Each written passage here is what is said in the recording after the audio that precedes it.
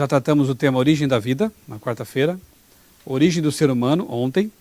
Espero que vocês tenham tido aí bons argumentos para defender a fé criacionista, ou recapitular, revisar aquilo que você já crê, né? Para poder atender ao desafio de 1 Pedro 3,15. Conhece esse desafio? Estejam preparados para dar a razão da esperança que há em vocês e façam isso com mansidão.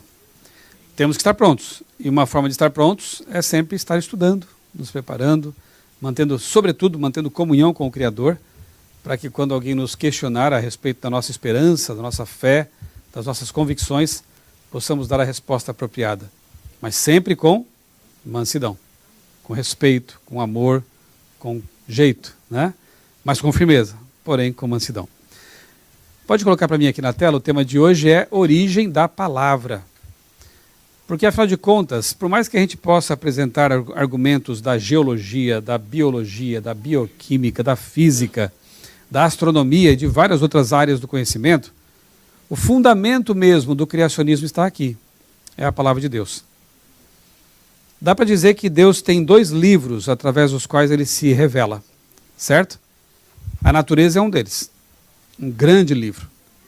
E a ciência, que é uma espécie de ferramenta que Deus nos deu de presente, o ser humano não inventou a ciência, ele descobriu. O ser humano não inventou o cálculo, a matemática é uma coisa incrível, é quase sobrenatural. O ser humano descobre, Newton, Leibniz, descobrem o cálculo. O ser humano não inventou as leis da física, ele as descobriu. Então, é uma falha gritante quando alguém diz assim, a ciência diz. A ciência não é uma pessoa. A ciência é uma caixa de ferramentas que o ser humano usa para entender a realidade que o circunda, que o rodeia. É assim. Então, a ciência nos permite investigar a natureza e perceber lá, como já vimos, as digitais do Criador. Porém, temos que admitir que a natureza sozinha não oferece mais uma resposta muito clara por causa do pecado. Porque nós vemos flores maravilhosas lá, mas também vemos espinhos. Nós vemos folhas, árvores maravilhosas, mas que secam. Nós vemos beleza, mas também vemos doença. E finalmente vemos a morte. Se tivéssemos apenas a natureza para nos orientar a respeito de Deus, ficaríamos com uma mensagem um pouco confusa, né? Porque Deus, que é poderoso, porque Deus, que é amor, cria um mundo no qual existe seleção natural. E isso é um fato. Frequentemente o mais forte, né? O mais bem adaptado, sobrevive. E muitos vão ficando para trás. Isso é cruel. Como que um Deus de amor e todo-poderoso permite que essas coisas existam? Como explicar isso? Como entender isso? Aí nós temos o segundo, que na verdade é o primeiro, mais importante, livro que nos ajuda a entender essas coisas. A Bíblia. A Bíblia fala que foi um inimigo que semeou o joio. A Bíblia fala que o conflito no qual estamos inseridos, ele começou por causa de um ser criado. Não foi Deus. O mal passou a existir por causa de uma escolha pecaminosa de um ser criado. Não foi Deus. Então, com a Bíblia e com a natureza, com a Bíblia e com a ciência, nós temos uma visão mais ampla, de um alcance muito maior. E estamos em boa companhia, porque grandes cientistas do passado e também do presente, como eu já mostrei aqui, usam essas 2 lentes. Imagine que esta lente aqui é a Bíblia, esta aqui é a ciência. Nossa visão é bifocal, né? Não, eu não aceito a Bíblia, é um livro de crentes, e é mesmo, né?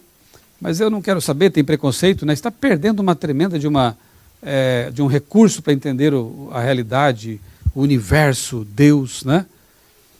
Por outro lado, aqueles que têm a Bíblia, mas dizem, não, a ciência é coisa do mal, eu não quero saber da ciência humana. A humana é um problema, mas a ciência de Deus não. Ciência humana geralmente é filosofia, não é a ciência de Deus. A de Deus é matemática. E se você abre mão da ciência, você está tendo uma visão monofocal da realidade. Quando você usa as 2, como Isaac Newton fez, como Galileu Galilei fez, como Copérnico fez, Blaise Pascal e outros tantos têm feito, né? Nós temos assim uma visão privilegiada da realidade, do universo. Então acho importante que nós também dediquemos um tempo para analisar até que ponto a palavra de Deus é confiável. Não que ela precisasse ser submetida a qualquer tipo de crivo, não é o caso. Mas mesmo assim, quando nós fazemos isso, ela passa com nota 10, estrelinha, como antigamente faziam, né? 10 com estrelinha. Se nós esquecêssemos o aspecto sobrenatural da Bíblia, que ela é a palavra de Deus, inspirada, infalível, só da perspectiva assim histórica, já é um tesouro incalculável. Veja só, cerca de 1.600 anos entre Moisés e João. Quanta história reunida, quanta cultura preservada em suas milhares de páginas. 1.600 anos, então, de intervalo entre um e outro, o primeiro e último autor. Entre o primeiro livro, colocado ali como Gênesis, e o último lá de João, né? 3 continentes, ela foi escrita. 40 autores, mais ou menos, né? 3 línguas, aramaico, hebraico e grego. Se eu pedisse para vocês aqui na igreja agora, escreverem uma redação sobre o amor, será que as redações sairiam parecidas? Variariam bastante, né? Isso que vocês são de uma mesma geração, e eu também, falamos a mesma língua, temos uma cultura parecida, né? Uma formação parecida. E mesmo assim a variação seria tremenda nas opiniões, né? Agora pegue 40 autores, a maioria dos quais não se conheceu, viveram em épocas diferentes. Você tem desde um rei super inteligente até pescadores humildes, como Pedro, João. E coloque esse pessoal para escrever sobre o plano da salvação, sobre teologia. E você tem um livro coeso, 66 livros que não se contradizem. Você tem estilos diferentes, claro, porque um tinha mais recursos linguísticos, como Paulo, e outros tinham recursos linguísticos mais rudimentários, como João. O grego de Apocalipse é bem simples. As cartas de Paulo, Pedro mesmo diz, é tão complicado que alguns torcem e falam bobagem em cima desses textos, mais filosóficos, né? Deus respeitou o estilo. Mas o autor por trás dos autores é o Espírito Santo. E você percebe a mente dele, né, como um fio condutor de capa a capa. De modo que a história, que o tema principal é a glória de Deus na salvação da humanidade. É o plano da redenção se desdobrando ao longo das páginas sagradas. Você tem lá no Gênesis a criação, o mundo perfeito, que foi perdido por causa do pecado, e você tem no Apocalipse o fechamento. A recriação e o mundo perfeito que vai ser nosso de novo. É como se fosse um sanduíche, né? Os pães que fecham e abrem o sanduíche são o que ganhamos e perdemos e o que teremos de volta e será nosso para sempre. E no meio do miolo ali, você tem o plano da salvação sendo executado. Na vida de pessoas, na vida de um povo, alguns que caem, alguns que pecam, alguns que se levantam com o poder de Deus, outros que ficam lá para sempre, caídos. A história humana vai se desdobrando ali. E a gente vai aprendendo com essas lições. Aprende de boas lições ou por contraste das más lições. Por isso que é importante ler a Bíblia. Nos torna pessoas melhores e nos apresenta o Deus que quer salvar a humanidade, quer salvar você também, né? Boa noite a você também que está na internet acompanhando. Desculpa, não tinha falado isso ainda, né? Deus abençoe você. E você que vai ver a gravação dessa palestra também depois, que Deus esteja do seu lado também, abrindo aí o entendimento, né? E abençoando a sua vida. Avancemos aqui. Esse é um livro interessante que eu li já faz alguns anos. Sócrates e Jesus. O autor é um teólogo, Peter Kraft, e é uma ficção o livro.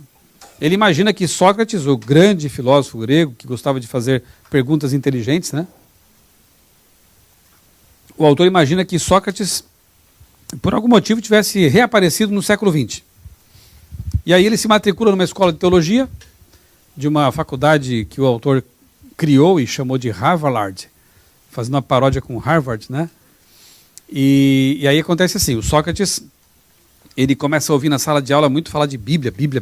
Ele não conhecia a Bíblia, né? Sócrates. Aí ele ficou curioso. Foi à biblioteca, pegou uma Bíblia emprestada e passou a noite lendo o Antigo Testamento. Chegou na sala de aula de manhã, ele chegou assim meio perturbado e perguntou: colegas, vocês já leram o Antigo Testamento? O pessoal, assim, eram cristãos nominais, como a maioria hoje é, né? É de uma cultura cristã, mas não quer dizer que viva o cristianismo. Mesmo o Brasil, né, que é um país cristão, Não sei não, para mim é um país pagão, mais do que cristão, né? É de nome. E infelizmente Estados Unidos não está indo tão diferente assim, né? Gravamos um vídeo hoje sobre Halloween, né? Pastor Eleazar e eu, e vamos colocar no canal aí perto do dia 31, né? Que barbaridade, 31 é o dia que deveria ser celebrada a Reforma Protestante, porque no dia 31 de outubro de 1517, o Lutero afixou na porta do castelo de Wittenberg as 95 teses. Essa aqui não é a maior nação protestante do mundo? E por que no dia 31, que é o dia da Reforma Protestante, está todo mundo aí colocando bruxa na porta, fantasma e celebrando a morte? E a feitiçaria e a necromancia, condenadas abertamente em Deuteronômio 18? É um paradoxo, né? É triste, na verdade. O diabo não para, não descansa, ele trabalha arduamente, né? Para apagar os traços de Bíblia, de reforma, de reavamento entre o povo de Deus. Não acontece entre nós isso, né? Então o Sócrates fica espantado e pergunta: vocês já leram o Antigo Testamento? Lemos, Sócrates, a gente conhece as historinhas aí né, do Antigo Testamento, aí, Jonas e a baleia, nem era baleia, Noé e a arca ali, os bichinhos e tal, essas lendas aí, hebraicas, né? Aí o Sócrates, como assim, lendas? Sim, são histórias da tradição hebraica ali, que nós incorporamos, né, na nossa vida como cristãos, mas não quer dizer que seja tudo assim exatamente como está escrito e tal. Tá, mas o que é o Antigo Testamento para vocês? É um livro de tradição religiosa. Só? Eu li com atenção esta noite autores dizendo assim: esta é a palavra de Deus. Deus falou comigo e eu estou escrevendo. Deus me revelou. Você aceitaria como sábio um autor que dissesse: Deus me mostrou e eu estou escrevendo? Ou você ficaria meio desconfiado? O primeiro passo é ficar desconfiado mesmo. Provai os espíritos, como diz a Bíblia, né? Antes de aceitá-los. Mas aqueles alunos tinham a Bíblia como apenas um livro de homens. Um livro de tradições. E Sócrates não ficou muito contente com isso, porque ele não leu isso na Bíblia. A noite seguinte ele foi ler o Novo Testamento. Virou a noite. Chegou na sala de aula: gente, vocês já leram o Novo Testamento? Ô Sócrates, já, a gente conhece as histórias do Novo Testamento aí, Páscoa, né? Só faltou dizer coelhinho, né? Páscoa, Jesus, Natal. Nós somos cristãos. Quem é Jesus para vocês? Jesus foi um grande homem, um mestre, um rabi, talvez um filósofo, profeta. Alguns até acham que ele foi um revolucionário político. Sócrates ficou mais contrariado ainda. Vocês leram com atenção? Porque eu li, a noite passada, Jesus dizendo assim: Pai, João 17, santifica-me, glorifica-me contigo com aquela glória que eu tive contigo antes de haver mundo. Como que ele pode ser um homem? Como que ele pode ser um sábio? Eu também li aí no Novo Testamento, que vocês dizem que conhecem, Jesus dizer assim, João 8,58, antes que Abraão existisse, eu sou. E eu já li no Antigo Testamento que o eu sou é aquele que apareceu para Moisés na sarça ardente e disse que eu sou o que sou, eu é que te envio, Moisés. Ego eimi no grego, ani hu no hebraico, é o mesmo. Então não dá para dizer que Jesus era apenas um sábio, um filósofo, ou nem profeta, porque eu nunca vi um profeta, e o Sócrates estava afiado, né? Nunca vi um profeta dizer: eu sou Deus. Eu existia antes de Abraão, eu existia antes de haver mundo. Nunca vi isso. Então, resta apenas duas alternativas. Uma de duas alternativas, né? Ou você rejeita a Bíblia, porque são todos loucos, os autores e esse Cristo, ou você aceita a ambos pelo que dizem que são. Os autores inspirados por Deus, portanto a Bíblia é a palavra de Deus, e Jesus como sendo Deus. Não dá para ficar no meio do caminho, entendeu? Você não pode ser um cristão mais ou menos dizendo assim: eu até aceito isso aí, um livro, né? É um livro escrito por homens e Jesus foi um revolucionário. Não dá. Ou você leva a sério o que eles estão falando, ou você esquece esse negócio. Jesus disse categoricamente: eu sou Deus. A Bíblia diz de si mesma categoricamente: é a palavra de Deus. Então achei bem legal isso aí, né? Na verdade, C.S. Lewis já fazia uma reflexão mais ou menos nessa direção. Não há meio termo. Ou você aceita, ou você rejeita. Ou eles são o que dizem ser, ou são lunáticos, malucos e impostores. Não dá para fazer aí um meio termo, né? Simplesmente assim.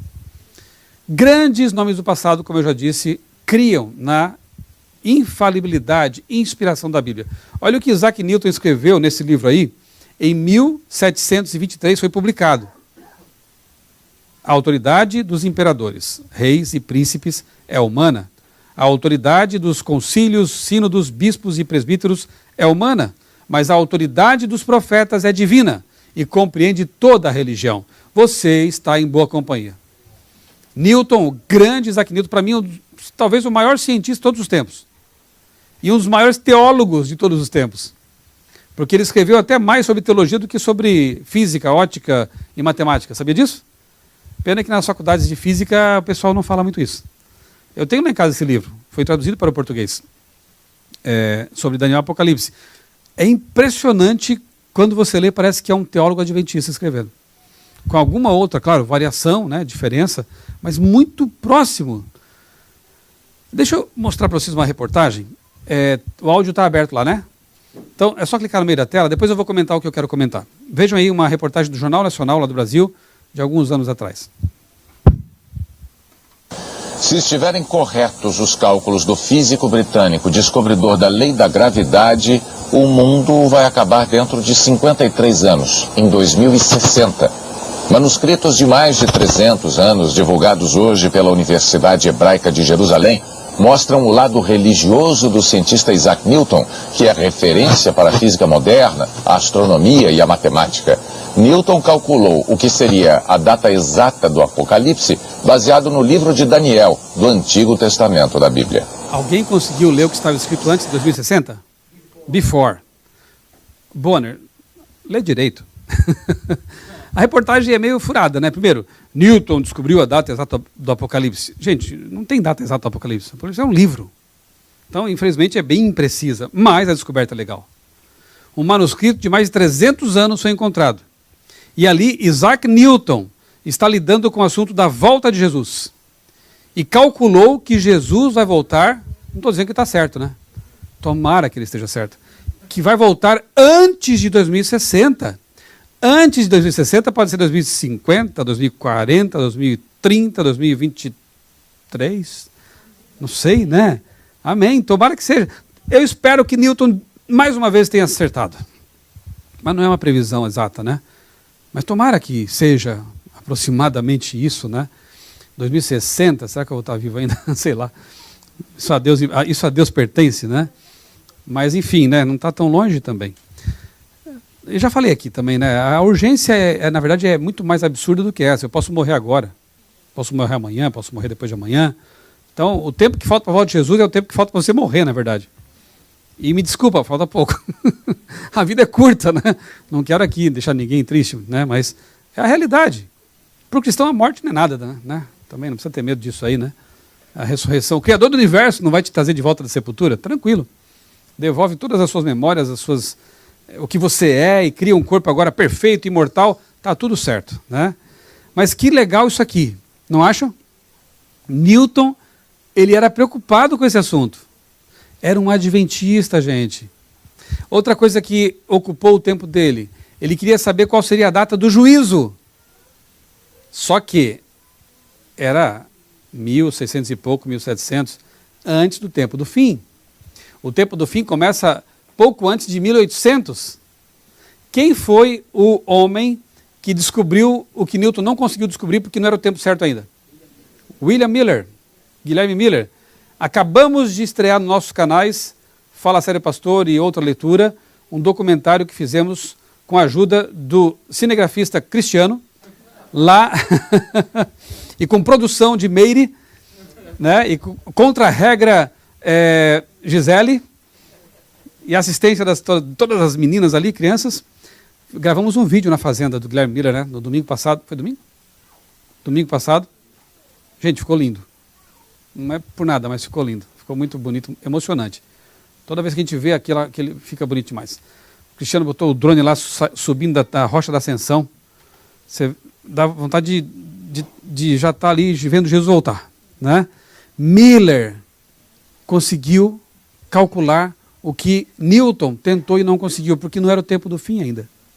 Eu quase consigo imaginar Deus dizendo para Newton algo que falou para Daniel.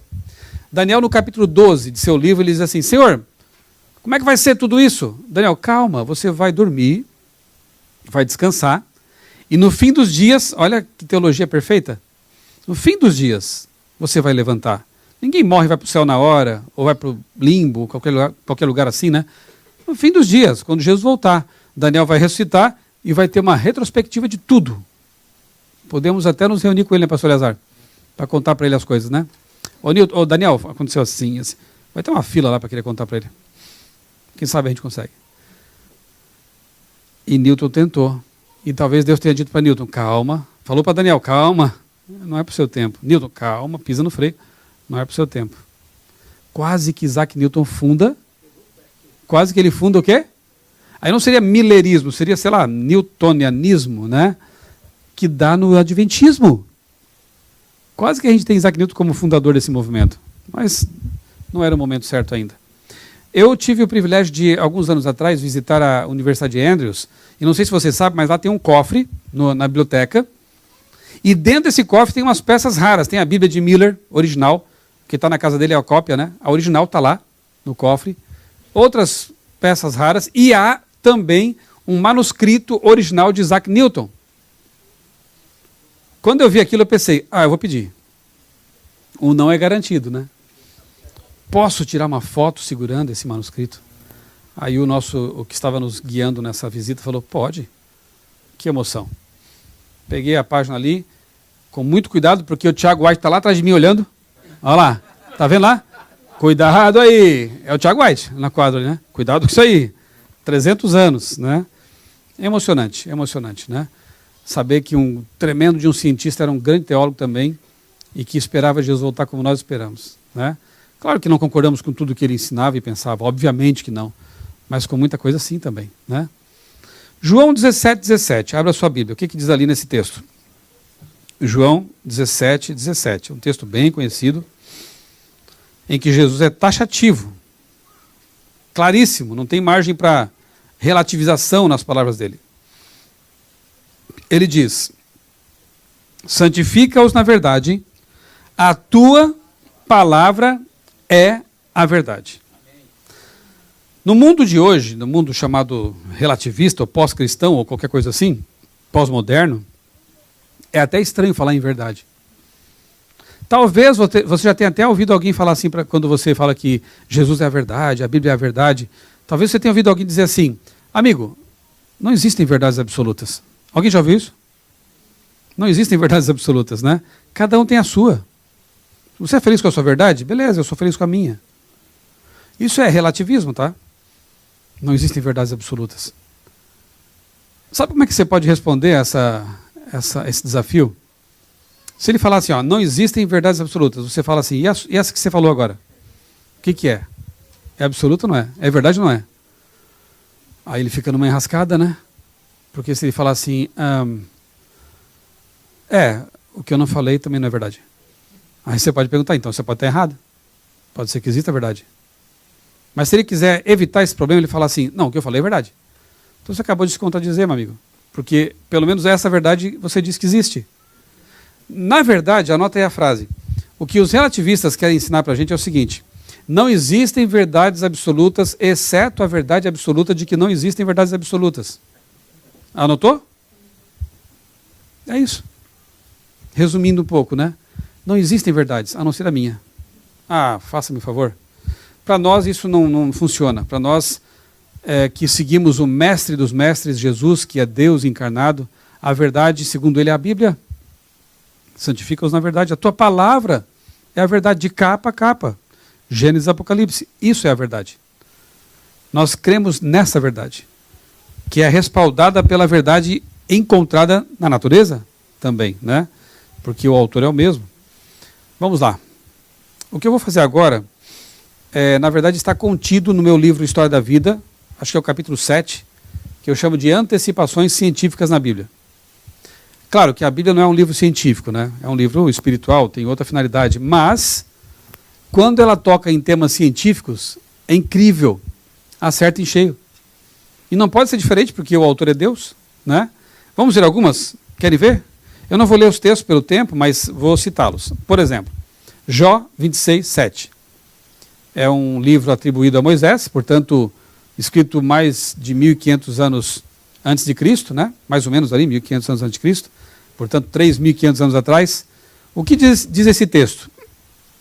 Deus é quem suspende a terra sobre o nada. Hoje a gente chama de vácuo. Nada. Imagina Moisés. Você sabe em que faculdade ele estudou? Em que universidade ele estudou? Na UFE, Universidade Federal do Egito. E na Federal do Egito eles ensinavam o seguinte, que a Terra era plana. Essas ideias têm voltado hoje em dia, não sei, é incrível, né? Mas naquele tempo já tinha gente que pensava assim, a Terra é plana e está apoiada sobre 5 colunas. Aliás, abrindo um pequeno parênteses aqui, sabe como é que essa ideia da Terra plana ressurgiu? Ressurgiu na mente de evolucionistas querendo detonar com o criacionismo. Olha que incrível, né? Que ironia. Por quê? Se você for analisar a história, você vai perceber que, por exemplo, quando quando Colombo vem para cá, e ele apresenta o projeto da viagem para os reis Isabel e Fernando, da Espanha, o assunto da esfericidade da Terra não estava nem em questão, porque era ponto pacífico. O assunto era a distância. Será que eu vou investir? Os reis pensaram, meu dinheiro numa missão que vai fracassar, porque é muito longe. Eles não sabiam que tinha um continente no meio. Achavam que tinha que dar toda uma volta para chegar às Índias. Então vai acabar a comida, vai acabar a água e eles vão morrer. E os navios vão afundar. Vamos acabar com o nosso dinheiro. O tema da esfericidade não estava em questão. Em nenhum momento aparece nos documentos essa discussão. E aí ele navega e se depara com a América, né? Nós conhecemos a história. Os reis antigos, aqueles reis cristãos lá da antiguidade, é muito comum a gente ver pinturas deles e estátuas segurando o orbis, um globo com a cruz em cima. Tipo, o cristianismo vai dominar isso aqui e eu sou o dono do pedaço, o rei. Globo. Muito tempo antes de surgir essa ideia, porque os naturalistas, evolucionistas, ateus, tentaram denegrir o cristianismo, vinculando a ele essa ideia absurda, estapafúrdia de que a Terra seria plana. Nunca o cristianismo defendeu essa ideia. No Antigo Egito, sim. Na Bíblia, não. Você pode ler de capa a capa, a não ser que você pegue textos assim, que tem que ser entendidos de uma maneira um pouco mais aprofundada, como, por exemplo, o sol parou no céu para Josué. Mas peraí, o sol parou no céu? Então você não tem que entender que a perspectiva é do observador. Para quem está aqui, o sol para, mas a gente sabe que não é o sol que parou. Até hoje os cientistas, astrônomos falam pôr do sol, mas o sol não se põe coisa nenhuma. É a Terra que gira, né? Então é uma linguagem da perspectiva do observador, certo? Enfim, só um pequeno parênteses para fechar rapidinho aqui, né? Mas para vocês entenderem que a ideia da Terra plana, que hoje é defendida por alguns que se dizem criacionistas, é um tiro no pé. Porque ela foi proposta por pessoas que não respeitavam o cristianismo. Pelo contrário, queriam detonar com ele. E aí tentaram colar nos criacionistas essa ideia, sendo que eles não defendiam isso, nunca defenderam isso. Então é preciso pensar um pouco aí, né? Repensar algumas coisas, se alguém defende esse tipo de ideia, né? Mas vamos lá. Deus sustenta a terra sobre o nada. Se Moisés chegasse aos colegas de faculdade e dissesse assim, pessoal, eu tenho uma revelação para vocês. A Terra está flutuando pelo espaço. Do que chamariam Moisés? Você está louco, Moisés? Nossos PhDs sabem que a Terra é plana e está apoiada sobre colunas, porque ela é pesada, ela é firme, tem que ter um apoio. Demorou muito tempo para se perceber que realmente a Terra está flutuando no espaço. Na verdade, o primeiro ser humano que saiu da Terra e viu isso foi Yuri Gagarin, no fim da década de 50, se eu não me engano. Yuri Gagarin, que disse a Terra é azul. Moisés tinha telescópio espacial Hubble ou esse novo agora, o James Webb? Não tinha nada disso. Moisés tinha nave espacial? Como que ele sabia que a Terra está flutuando no espaço? A palavra é revelação. Aquele que criou a Terra desse jeito disse para Moisés, é assim, escreve aí. Esquece o que você aprendeu na faculdade. Hoje, muitos de nossos jovens passam por coisa parecida, né? Quando fala assim, eu creio sim que Adão e Eva existiram. Quá, quá, quá, quá. Que antiquado, que coisa mais ridícula. E sofrem por terem convicções que parecem absurdas para o mundo.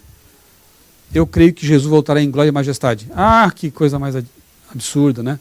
Como um pastor nosso foi chamado na BBC de Londres de fundamentalista, porque disse que cria na volta literal de Jesus.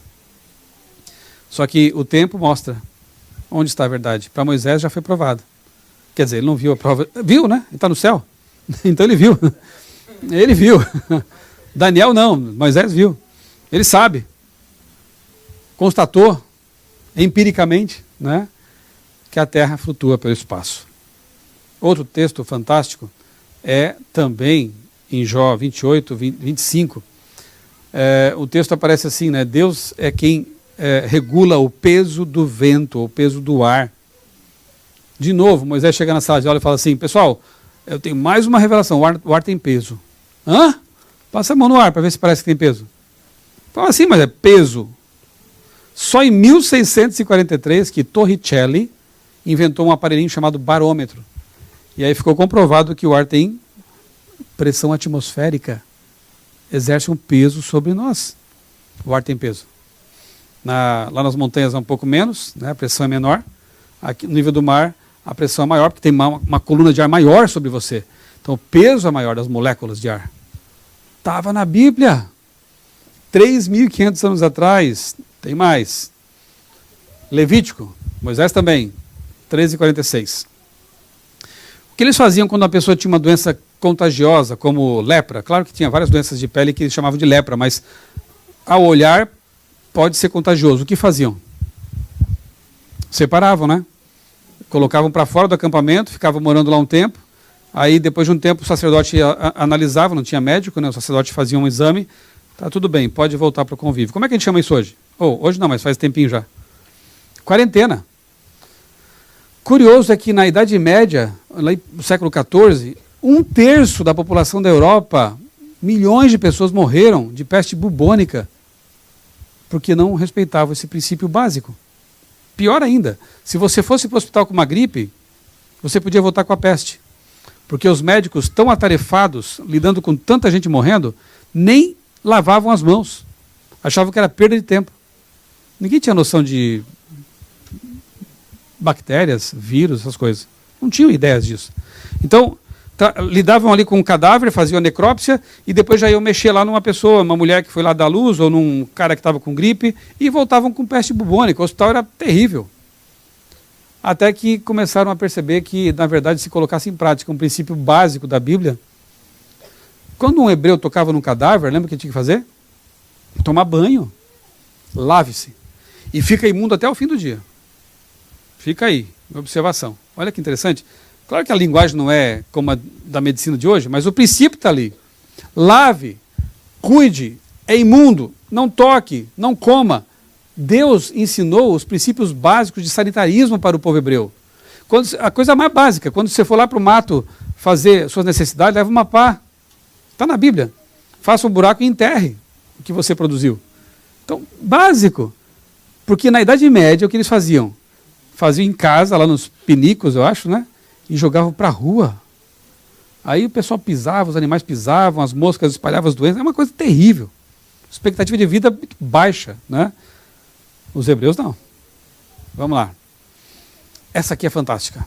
E no meu livro, eu tenho todas as referências bibliográficas, tá?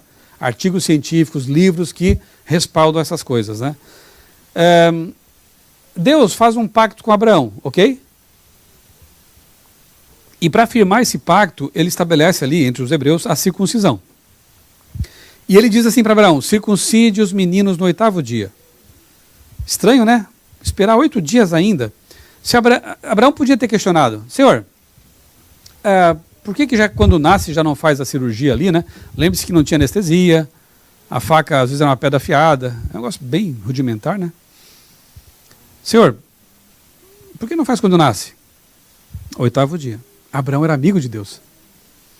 Ele nunca perguntava, você percebeu? Deus falou, ok, é Deus. Deus mandou sacrificar Isaac. Que terrível isso, mas foi Deus que falou. Ele tem uma resposta, ele vai me dar uma resposta. ou vai ressuscitar Isaac, ou vai, como vimos na lição da semana, né? Ou ele vai prover um meio, eu não sei, mas eu vou obedecer. Isso é ser amigo de Deus, por mais estranho que seja a ordem.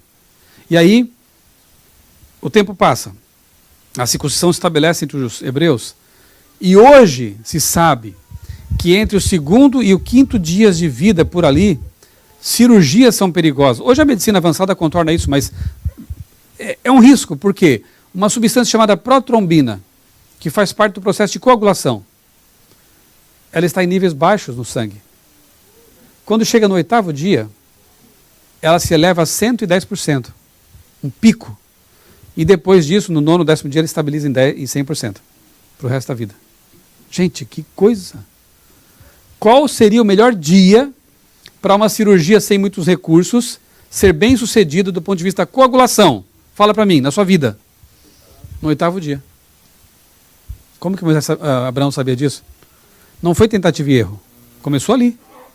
Se Abraão perguntasse por quê, haveria um problema aqui. Deus ia chegar para ele e falar, senta aí, Abraão. Vou tentar, né? Na sua circulação sanguínea, já começaria a perguntar, circulação o quê? Eles não sabiam o que era isso. É uma descoberta bem posterior. Esquece a circulação, Abraão. No sangue, sabe o que é isso? Sangue eu sei. Claro, né? Tá, no sangue existe uma substância que eu criei chamada protrombina. Tem também a vitamina K, mas por enquanto eu vou falar da protrombina. A protrombina, ela participa de uma série de reações bioquímicas em cascata, uma levando a outra, tipo o que eu falei ontem sobre o fator 8 da coagulação, que vai, no fim das contas, promover a coagulação. As plaquetas vão fechar ali o corte e estanca o sangramento. Abraão, com aqueles olhos arregalados, ia dizer, proto o quê? Não tinha como explicar. Mas Abraão obedeceu. Aqui eu abro outro parênteses para fechar logo em seguida. Quando Deus te pedir uma coisa que parece estranha, faça. Desde que você saiba que é Deus, né? Você tem comunhão com Deus?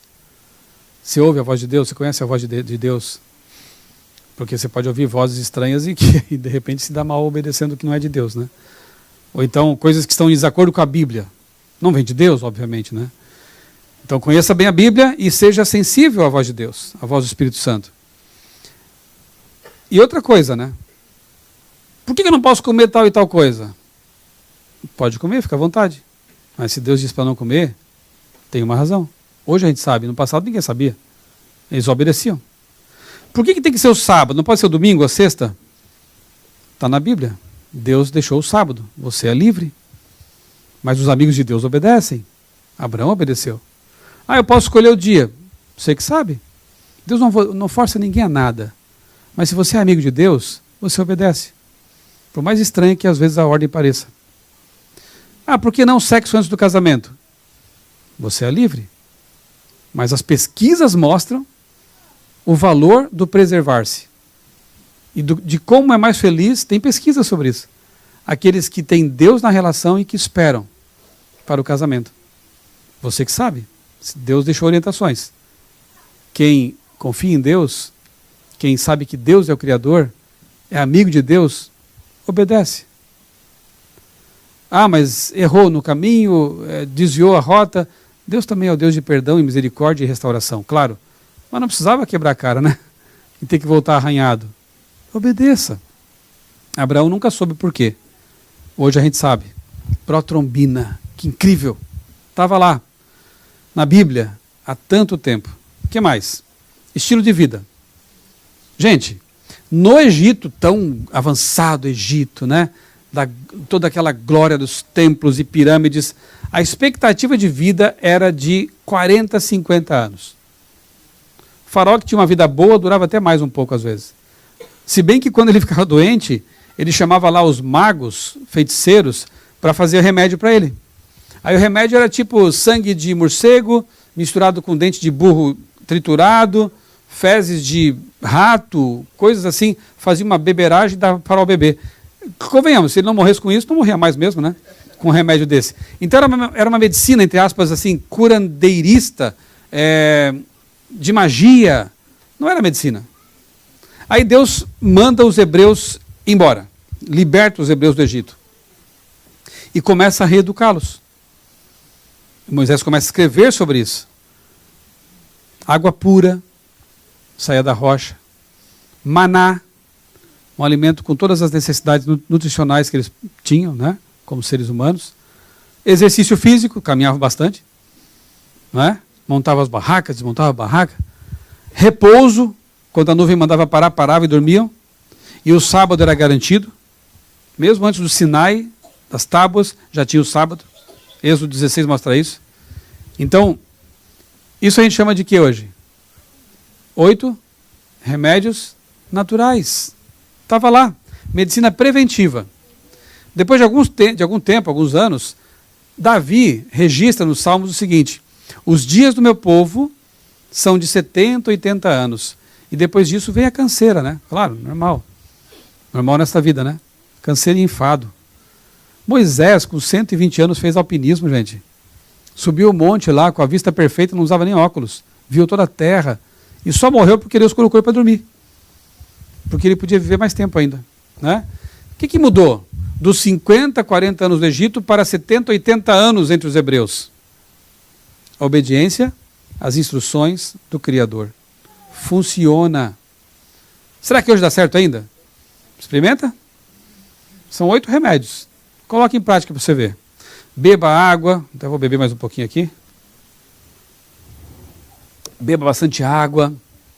Coma alimentos o mais natural né, que você conseguir comer. Pratique exercício físico. Descanse as horas de sono necessárias e guarde o sábado. Ok? Esqueci algum? Respire fundo. Aqui é uma região boa, né? Para respirar um ar puro. Aproveita. 8 remédios que são tiro e queda. Quer dizer, levantam, não queda. Vamos lá. É um santo remédio, né? Como dizem. Eu queria ter mais umas 3 horas. Mas a gente tem que descansar porque de manhã tem mais. Mas essa parte aqui é muito interessante, muito legal. A arqueologia bíblica, né? Justamente no tempo de mais desconfiança, a partir do iluminismo, né? Deus começa a permitir a descoberta de coisas fantásticas, achados que provam a existência de pessoas, de lugares, de histórias. Quando começam a duvidar da Bíblia, após o iluminismo ali, Deus começa a trazer, né, permitir a descoberta de coisas que estavam enterradas, guardadinhas ali para o tempo certo, que começa a colocar os críticos numa situação complicada. Né? Eu vou mostrar poucas aqui para vocês. Algumas coisas rapidamente mais aqui. Papiro de Pulver. É incrível essa descoberta, porque durante muito tempo os críticos diziam que a Bíblia, que as pragas do Egito não aconteceram, que era uma lenda hebraica. Até que foi descoberto um papiro, feito com uma planta chamada papiro, né? Por isso o papiro. Um papiro contendo uma oração de um sacerdote chamado Ipulver ao deus egípcio Horus. E o Ipulver, vou parafrasear aqui, ele reclama: Horus, olha para nós aqui, o rio transformou-se em sangue, o gado morre no pasto, estamos cheios de feridas aqui no corpo, olha para nós, ajuda. Onde é que estão essas pragas aí relatadas? Na Bíblia. Na Bíblia. Uma prova extra-bíblica de um evento bíblico que muitos tinham por lenda. E mais uma vez os críticos, calaram a boca. Incrível, né? Bom, eu não tenho mais tempo para tratar desses achados, mas lá no blog criacionismo.com.br e também no outraleitura.com.br, lá no menu superior tem uma palavrinha arqueologia. Clica lá e sempre que eu vou descobrindo alguma coisa assim de achados arqueológicos, eu coloco ali, vou colecionando. Então você tem vários lá, você pode compartilhar com amigos, para quem não crê que a Bíblia é historicamente confiável, né? Fique à vontade para usar esse arquivo aí para você bem entender. Algumas outras para a gente mencionar. Bom, eu deixei para lá, mas o anel de Jezabel foi descoberto, o tanque de Siloé está lá, né, em Jerusalém, o palácio de Davi. Muitos críticos diziam que Davi sequer tinha existido. E se existiu, foi líder de um bando lá, nunca foi rei. Estão escavando agora, o palácio de Davi em Jerusalém. Incrível. Claro que existiu. E foi rei, né? E por aí vai. Para encerrar, se eu pudesse ficar com apenas um argumento que prova que a Bíblia é a palavra de Deus, eu ficaria com o argumento do poder transformador de vidas. A Bíblia transforma vidas. Se eu estou aqui hoje é porque a Bíblia transformou a minha vida. Mas eu quero contar a história de uma outra pessoa, desse senhor chamado João Trindade. Não sei quantos conhecem, ou se alguém já o conheceu. João Trindade, como eu, é catarinense. Só que ele tomou um caminho bem diferente do meu. Ele se tornou traficante, bandido, foi preso em Santa Catarina, foi mandado para Paraná, escapava da prisão, escapava. Cara temido. Até que mandaram para Carandiru. Lembram? Prisão de segurança máxima em São Paulo. Hoje não existe mais, né? Foi desativada. Famosa por aquele massacre, né, que houve lá, de 300 presos que foram mortos, né? O João Trindade estava lá naquele dia, naquela noite. Quando a tropa de choque entrou, foi uma rebelião, né? Terrível rebelião. A mãe dele era evangélica e sempre apelava: filho, aceita Deus, Jesus, não muda de vida. Mãe, isso não é para mim. Naquela noite, o João Trindade se escondeu debaixo de uma máquina e disse assim, desajeitadamente para Deus, uma oração que ele nunca fazia, né? Deus, se tu existes, e se tu me livrares da morte certa, eu vou te seguir. E ele sobreviveu. Ele sobreviveu. E ele cumpriu a promessa. Pouco tempo depois, uma irmã adventista do 7º dia começou a dar estudos bíblicos na ala em que o João estava preso. Ele assistiu aos estudos. Ele se converteu. Prova de que ela confiou na conversão dele. Deixou que a filha dele casasse com ele dentro da cadeia. Você tem filha? Você deixaria? Ela confiou na conversão dele. João chegou a abrir uma igreja lá dentro. Ele teria que cumprir pena de 40 anos, 30 anos, e por um milagre, um juiz simplesmente comutou a pena dele. E ele foi libertado. João estudou enfermagem. E hoje é enfermeiro no Hospital Adventista de São Paulo. Um homem de Deus. Você olha nos olhos dele, você não consegue acreditar que esse homem foi uma pessoa perigosa, um bandido. Em 2016, eu fui internado no Hospital Adventista de São Paulo, com uma suspeita de câncer, de um tumor. Graças a Deus não era nada disso. Era benigno. Inclusive tem relação com o livro missionário de 2018. Não sei se vocês conhecem a história, mas vocês entregaram esse livro aqui, né? The Power of Hope. Poder da Esperança. Capa azul, tinha uma mulher de guarda-chuva. O do Brasil, aqui foi um branquinho, capa branca. Eu que escrevi junto com o Dr. Julián Melgossa, psicólogo. Era sobre saúde emocional. Depressão, ansiedade, estresse. Ok? Ok, então tá. Eu fui um dos autores. A divisão sul-americana me incumbiu dessa tarefa e eu fiquei muito feliz, mas muito preocupado. Porque são milhões de livros, é um projeto muito importante. Que me deu muitas alegrias, muitas conversões de pessoas, né? Só que quando eu estava chegando a data de eu entregar o texto, e eu não conseguia tirar tempo para terminar o livro. Muitas tarefas, muitas viagens, e eu estava ficando já angustiado. E nesse momento eu fui diagnosticado com esse tumor. Aí, sabe esse momento que puxa o tapete debaixo de você, né? Assim, meu Deus, mas eu faço exercício, eu como direitinho, como se você fosse imune, né? A gente começa a cobrar de Deus, né? Tá bom, né? Fazer o quê? Aí fui internado, eu tive que passar por uma cirurgia, e eu estava lá na sala, na antessala, né, cirúrgica, e um senhor chegou do meu lado, botou a mão no meu ombro e falou assim: você que é o pastor Michelson? Aham. Eu vim cobrar direitos autorais. Que hora para falar disso, né? Estou aqui nervoso, preocupado com a cirurgia. Aí quem é você? Eu sou o João Trindade. É você? Eu sei que você anda falando de mim nos seus sermões, contando a minha história, eu vim cobrar os direitos. Brincalhão, né? Aí ele perguntou: você está nervoso? Eu disse: estou um pouquinho, né? Nunca passei por uma cirurgia assim mais importante e tal. Eu vou orar com você. Fez uma oração. Eu fiquei tranquilo. Fui em paz para a mesa cirúrgica. Ele me visitou no quarto depois. Um homem de Deus. Ele visita todos os quartos e ora com as pessoas ali no hospital. Bandido. O que aconteceu com ele? O livro e o Deus do livro mudaram a vida dele. Sabe? Só para fechar a questão, né? Eu fiquei 15 dias de licença médica e eu terminei o livro. Eu precisava disso. Doeu, não foi fácil. Eu não quero voltar a ter a dor que eu tive no pós-operatório, mas eu louvo a Deus E toda vez que eu olho para a cicatriz, eu louvo a Deus. Porque eu estive em tanta comunhão com Deus naqueles dias, orando, orando. Irmãos, foi uma coisa de Deus, assim, que eu pedi ideias, eu criei personagens e, modéstia à parte, ficou um livro tão legal. Fiquei muito feliz com o resultado. Modéstia à parte nada, porque veio de Deus. Né? Eu sentia um poder de Deus tomando conta de mim. Eu escrevia da manhã até meia-noite, madrugada, e eu tinha que momento que eu chegava assim, cansado. Senhor, me para, não consigo parar de pensar no livro. E eu tinha que orar para poder dormir. Aí eu dormia, descansava, acordava já de novo com ideias, e escrevendo, digitando tudo, de modo que após os 15 dias de licença, o livro estava pronto. Eu não ia conseguir se eu não ficasse com câncer. Não era câncer. Se eu não passasse por essa cirurgia. E mais, a empatia que eu desenvolvi. Eu nunca tinha passado por uma cirurgia, nunca tinha ficado assim tanto tempo sozinho. Minha esposa não pôde me acompanhar. Fiquei sozinho no quarto do hospital, me sentindo tão solitário lá.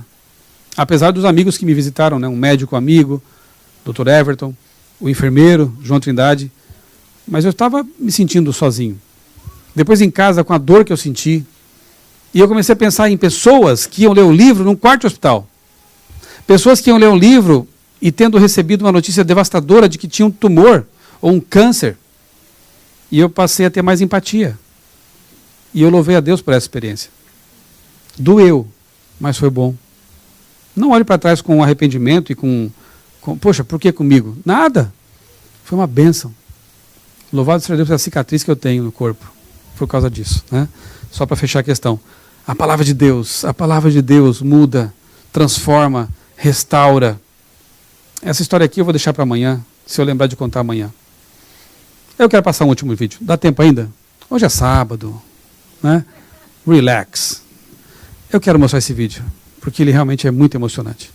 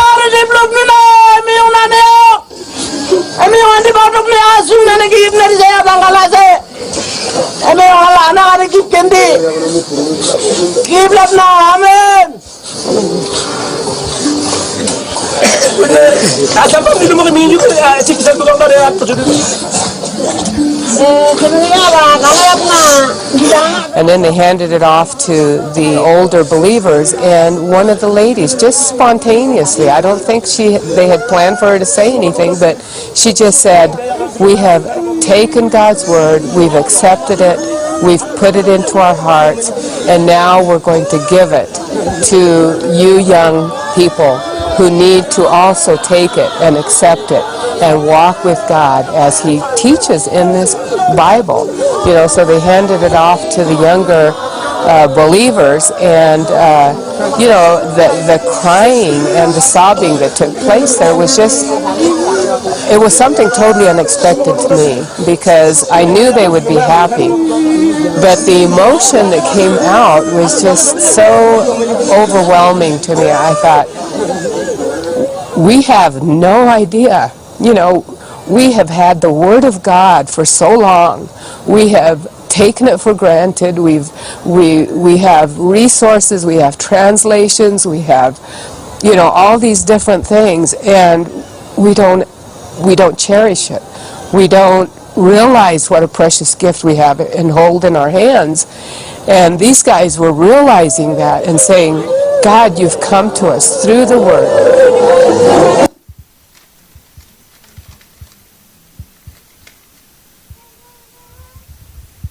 Eu também fiz o que estão fazendo agora, secando as lágrimas quando assisti a primeira vez. Que lugar ocupa a Bíblia em sua vida, na sua casa, na sua família? Essa carta que Deus nos deu, uma carta de amor, de esperança, com tantas histórias e lições importantes, que podem nos tornar pessoas totalmente diferentes, podem tornar nosso lar totalmente diferente, nosso casamento totalmente diferente, se colocarmos em prática os princípios que estão aqui. Se recebemos na vida o poder que está contido aqui, que é o mesmo poder que criou o universo. Pela palavra de Deus, o universo foi criado. E esta é a palavra de Deus. Você tem lido a Bíblia? Você tem estudado a Bíblia? Você tem dedicado, talvez, alguns minutos do seu dia para estudá-la? Temos tempo para tanta coisa, né? E algumas Bíblias têm permanecido lá no criado mudo, tão mudas quanto o criado. Ou decorando a sala de estar, né, ali aberta, as páginas já amareladas nessa a parte que está aberta, né? Ou servindo talvez de desodorante, alguns põem aqui e levam para a igreja, e voltam para casa e mal abrem a Bíblia. Mas temos que ler a Bíblia. Nós já fomos chamados de o povo da Bíblia. Eu espero que continuemos sendo o povo da Bíblia. Dedique tempo. E quem está falando para vocês é alguém que não gostava de ler a Bíblia. Eu me converti jovem e eu lia só ficção científica e histórias em quadrinhos. E quando entendi que a Bíblia é a palavra de Deus, comecei a lê-la e não era tão interessante quanto aquilo que eu lia antes. Mas eu entendi que é a palavra de Deus. Eu pedi a Deus que mudasse as minhas preferências de leitura, que eu gostasse da Bíblia. Pergunta se eu passo um dia sem lê-la hoje. Eu posso chegar meia-noite em casa, mas eu vou dedicar um tempo para a Bíblia. Eu vou acordar um pouquinho mais cedo para a Bíblia, para lê-la, para encontrar o Deus da Bíblia, para participar do Revados por sua palavra. Eu sou apaixonado por esse projeto.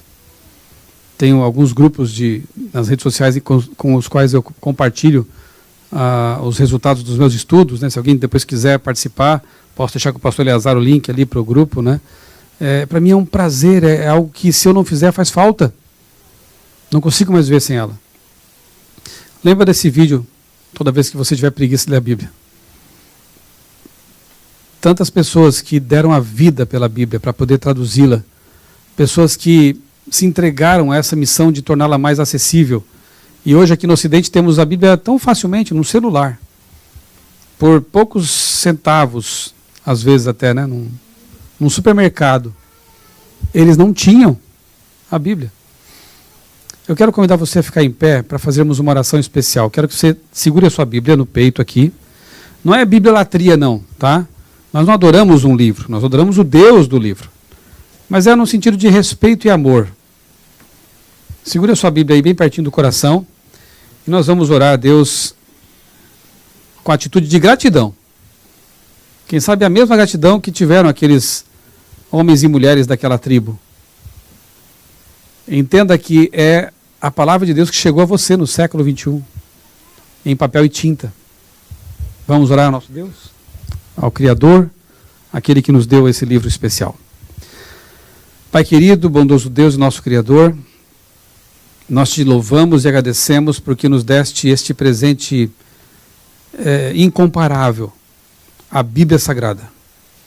Obrigado porque ele é um livro confiável, um livro que atravessa os séculos, chega até nós, continua sendo o livro mais traduzido e lido no mundo e continua transformando vidas, como transformou também a nossa. Pedimos-te, ó Deus, que nos dês mais vontade e dedicação para estudá-la, para permitir que o teu poder transforme a nossa vida, nossa mente, nossos pensamentos. E nós te agradecemos, Senhor, porque não somente a Bíblia, mas também a criação, o universo nos falam de ti como Deus amoroso, todo-poderoso, que vai resolver o problema do pecado em breve, quando Cristo voltar e após 1000 anos recriar este planeta. Dá-nos, ó Deus, uma boa noite de repouso, traze-nos de volta pela manhã para termos mais um encontro contigo. Nós oramos e te agradecemos tudo isso em nome do Senhor Jesus. Amém.